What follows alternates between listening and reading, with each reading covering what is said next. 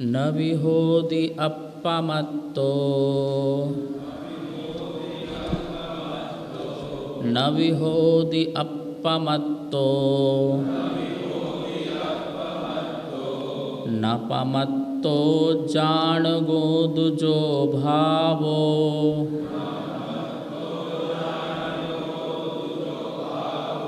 एवं भणन्ति शुद्धम् नादो जो सो दुसो चेवा।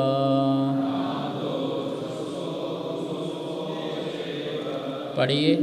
न विहोति अपमत्तो न पमत्तो जाणगो दुजो भावो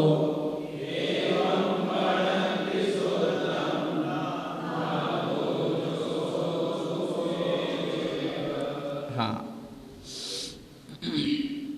नवी नहीं है, होदी है, नहीं है, आत्मा नहीं है। कैसी? अपमत्तो, अप्रमत्त।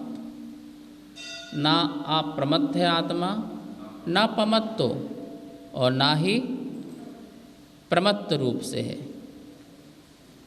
ऐसा जाणगो भावो, ऐसा ज्ञायक भाव जो है, जो ऐसा ज्ञायक भाव है जिसमें ना प्रमत्त है और ना ही अप्रमत्त है।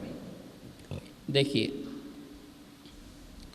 जब हम कुछ करते हैं, मन वचन काया की क्रिया करते हैं, तो ये तो प्रमत्त रूप क्रिया हुई। कौन सी क्रिया हुई? मन में हम किसी वस्तु को लेकर के सोचते हैं तो ये प्रमाद है। वचन से हम कुछ कहते हैं तो ये भी प्रमाद है। शरीर से जो चेष्टा करते हैं तो ये भी क्या है? प्रमाद। ये प्रमत्त क्रिया हुई। कौन सी क्रिया हुई? और नहीं करने के लिए जो चेष्टा करते हैं वो अप्रमत्त क्रिया हुई। कौन सी क्रिया हुई?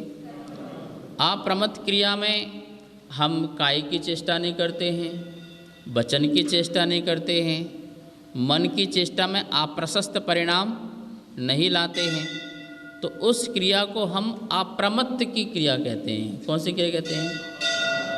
पहले गुण स्थान से लेकर के छठे गुण स्थान तक प्रमाद होता है। क्या होता है? कौन से गुण स्थान से कौन से गुण स्थान तक? पहले से मिथ्या दृष्टि, वो भी प्रमादी है। सम्यक दृष्टि, वो भी प्रमादी है। और मुनिराज, वो भी प्रमादी है।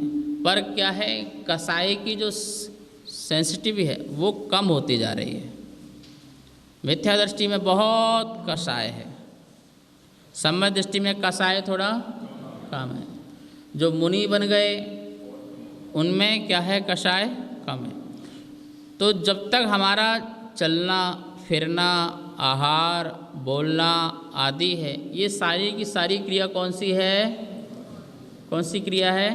प्रमाद की क्रिया। इसे अपन प्राकृत में प्रमत्त बोलते हैं, ठीक है ना। संस्कृत में प्रमाद बोलते हैं। और जो आत्मा अपने ध्यान में ही ध्यानस्थ होना प्रारंभ हो जाए, शुभ उपयोग से हटकर के शुद्ध उपयोग में आ जाए, वो आत्मा अप्रमत्त क्रिया है। कौन सी क्रिया है?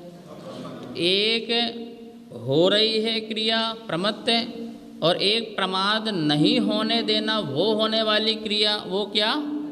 अप्रमत्त। तो बोले ये दोनों जो अवस्थाएं हैं, इनसे परे, इनसे हटे एक ऐसी आत्मा, ज्ञायक आत्मा। कौन सी आत्मा? क्यों? क्योंकि एक शुभ उपयोग रूप वाली आत्मा है और एक शुद्ध उपयोग रूप वाली आत्मा है, ठीक है ना। लेकिन वो शुभ उपयोग से ही शुद्ध उपयोग में गई। कैसे गई? शुद्ध उपयोग में। जैसे ये बोलते हैं, जैसे केवल ज्ञान है, तो केवल ज्ञान कौन से कर्म नष्ट होने से प्राप्त हुआ? ज्ञानावरणादि आदि कर्म के क्षय होने से क्या हुआ? केवल ज्ञान हुआ। और ज्ञान में आवरण के ज्ञानावरणी कर्म के उदय से हुआ। तो ज्ञानावरणी कर्म के उदय से ज्ञान में आवरण, और ज्ञानावरणी कर्म के क्षय से केवल ज्ञान। तो इन दोनों परिभाषा में क्या अंतर आ रहा है? एक में आवरण हो रहा है और एक में क्षय हो रहा है। लेकिन आत्मा की बात तो पर से समझाई जा रही है ना। किसे समझाई जा रही है? कर्म के द्वारा समझाई जा रही है ना। एक में बताया जा रहा है कर्म का उदय और एक में बताया जा रहा है कर्म का क्षय। यहाँ ये कहना चाह रहे हैं आप कर्म को अलग ही कर दो। कर्म के क्षय से प्राप्त होने वाली हम उस आत्मा की बात नहीं कह रहे, और कर्म से उदय वाली आत्मा की भी बात हम नहीं कह रहे। हम तो सिर्फ आत्मा की बात कह रहे हैं। किसकी बात कह रहे हैं? देखो, एक सोना, गंदा सोना, जो सोना कैसा है? कीचड़ में पड़ा हुआ है। और एक सोना शुद्ध जो शोरूम में रखा हुआ है। सोना दोनों है ना, ठीक है ना। एक गंदा सोना जो कीचड़ युक्त था और एक सोना जो कीचड़ से रहित हो गया। कैसा हो गया? तो बोले हम ना शुद्ध की बात कर रहे हैं ना हम अशुद्ध की बात कर रहे हैं। हम तो मात्र स्वर्ण की बात कर रहे हैं। किसकी बात कर रहे हैं? किसकी बात कर रहे हैं? यही बात बोल रहे हैं। बोले जो कीचड़ है, जो कीचड़ वाला सोना है वो प्रमत्त है। वो क्या है? जो कीचड़ को दूर करके शुद्ध किया गया है वो अप्रमत्त है। और आत्मा ना प्रमत्त है ना अप्रमत्त है। आत्मा तो स्वर्ण है। बात समझ में आई ना क्या कहना चाह रहे हैं? बोले हम तो स्वर्ण की बात करें, स्वर्ण की बात करेंगे तो आत्मा प्रमत्त में भी हमें स्वर्णत्व दिखाई देगा, और आत्मा की बात करेंगे तो हमें अप्रमत्त में भी आत्मा स्वर्ण ही दिखाई देगा। बात समझ में आ रही नहीं आ रही कुछ कि क्या कहना चाह रहे हैं? कि आत्मा ना प्रमत्त, आत्मा ना अप्रमत्त। क्योंकि प्रमत्त अवस्था संसार अवस्था है, अप्रमत्त अवस्था शुद्ध अवस्था है, सिद्ध अवस्था है। तो एक को छोड़ करके दूसरी चीज़ पकड़ना, ठीक है ना। लेकिन यहाँ बोल रहे हैं कि आप ये स्थिति में जाओ ही मत कि आत्मा प्रमादी है, क्योंकि प्रमादी है वो विभाव है। वो आत्मा का क्या है? विभाव है। और अप्रमत्त आत्मा का स्वभाव है। तो पहले विभाव था, फिर क्या प्रकट हो गया? स्वभाव प्रकट हो गया। हम त्रैकालिक स्वभाव की बात कर रहे हैं। हम किसकी बात कर रहे हैं? किसकी बात कर रहे हैं? त्रैकालिक स्वभाव की बात कर रहे हैं। आत्मा त्रैकालिक कैसा है? ज्ञायक है। कैसा है? जानने वाला है। आत्मा त्रैकालिक कैसा है? हम उसकी बात कह रहे हैं। देखिए, जैसे जल, अपन गंदा जल लें जिसमें मटमैला जल है, ठीक है ना, और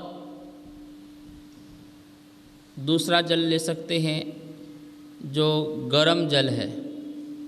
अब देखिए, वर्तमान में प्रेजेंट में ये जल अशुद्ध है।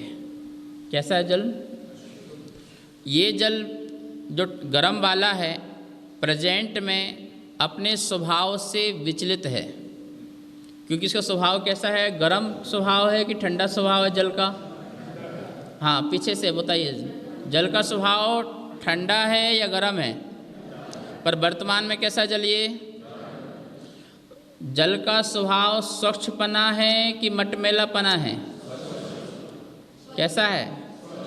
मटमैला कि स्वच्छ? पर वर्तमान में क्या है? वर्तमान में क्या है? मटमैला, ठीक है ना। अब ये जल ठंडा हो जाए, क्या हो जाए? ठंडा हो जाए, तो ये गर्मपना पर के निमित्त से, किसके निमित्त से? पर के निमित्त से ये गर्म हुआ। कीचड़ आदि के निमित्त से यह गंदा हुआ।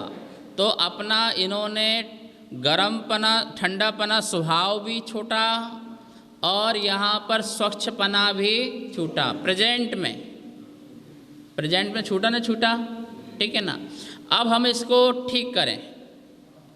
गंदे को ठीक करने के लिए फिल्टर लगाया तो पानी क्या हो गया, क्या लगाया, तो फिल्टर लगाना पड़ा ना, तो व्रत नियम लेना पड़ा ना।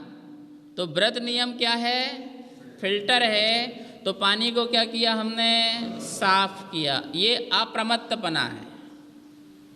तो दोनों में क्रिया हुई, प्रमत्त में भी क्रिया हुई और अप्रमत्त में भी क्या हुई, क्रिया हुई।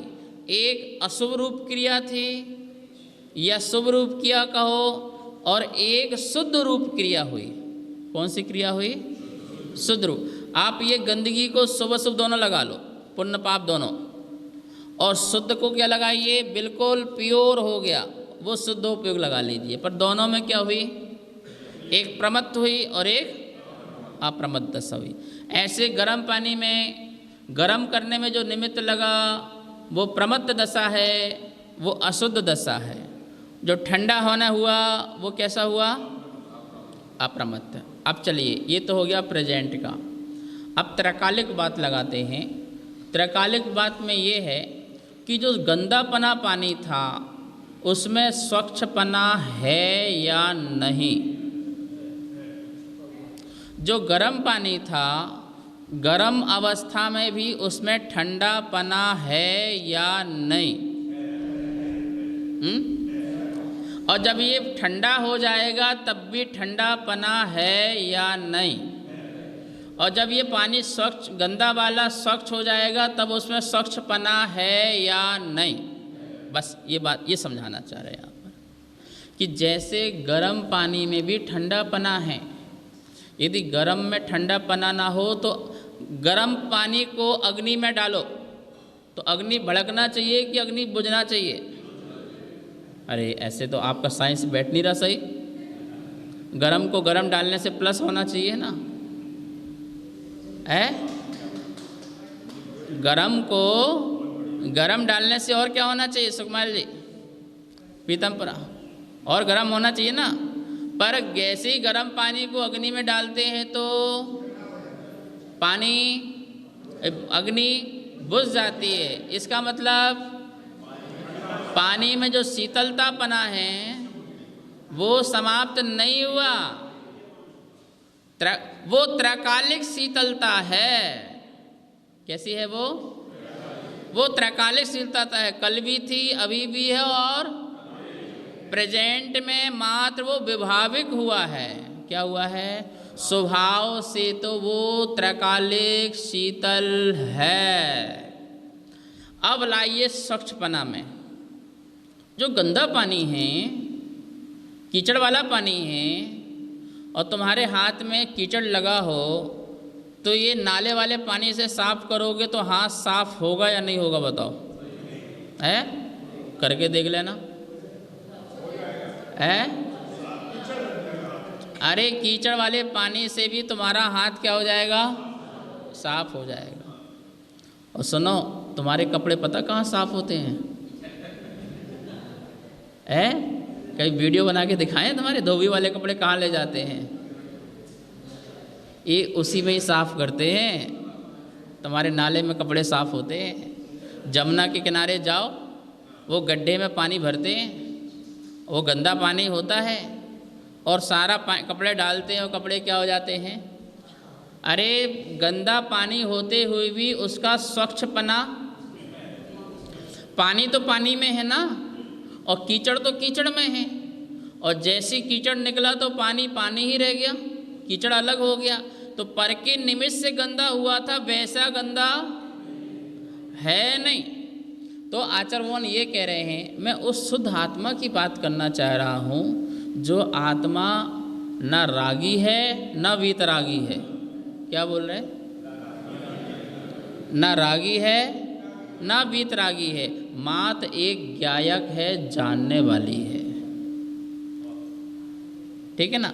मैं वीतरागी कहूँगा तो रागी थी ना पहले, इसलिए वीतरागी हुई।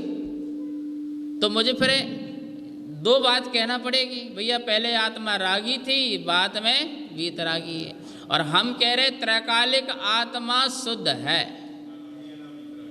ना रागी ना वीतरागी। रागी इजिकल टू प्रमत्त, वीतरागी इजिकल टू अप्रमत्त। तो रागी है तो वीतरागी है, और वीतरागी है तो पहले रागी है। तो दोनों ही दशा आचार्य कुंद कह रहे हैं, आत्मा ना रागी न आत्मा ना वीतरागी। आत्मा तो आत्मा है, आत्मा तो चैतन्य है। हमें उस शुद्ध का आश्रय लेंगे तभी वीतरागी पर्याय में। वीतरागी तो पर्याय है, क्या है? रागी भी पर्याय है और वीतरागी भी पर्याय है। यहाँ पर्याय की बात ही नहीं कर रहे हैं, यहाँ द्रव्य की बात कर रहे हैं। किसकी बात कर रहे हैं? सोने से हार बन गया, हार की बात नहीं कर रहे। सोने से कड़ा बन गया, उसकी कड़े की बात नहीं कर रहे। पर कड़े में जो स्वर्णत्व है, हार में जो स्वर्णत्व है, उस स्वर्ण की बात चल रही है। बात समझेंगे क्या कहना चाह रहे कुंद स्वामी? बोले हम आपको बिल्कुल मूल से लगाना चाह रहे हैं। एक हार जो है वो 1 लाख रुपए में आता है। आपको सोने की बिस्कुट, सोना खरीदना है, क्या खरीदना है?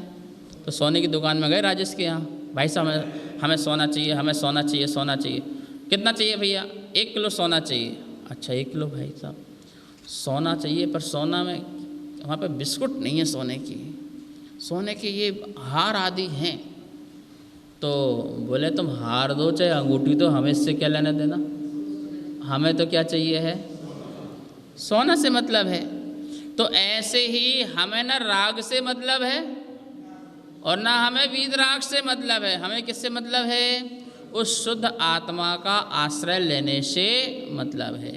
अब पर्याय में पर निमित्त मिलेगा तो राग घटित होगा, और पर निमित्त नहीं लगेगा तो वीतराग घटित होगा। मकान दिखेगा तो राग का अशुभ राग प्रकट होगा, मंदिर दिखेगा तो शुभ राग प्रकट होगा।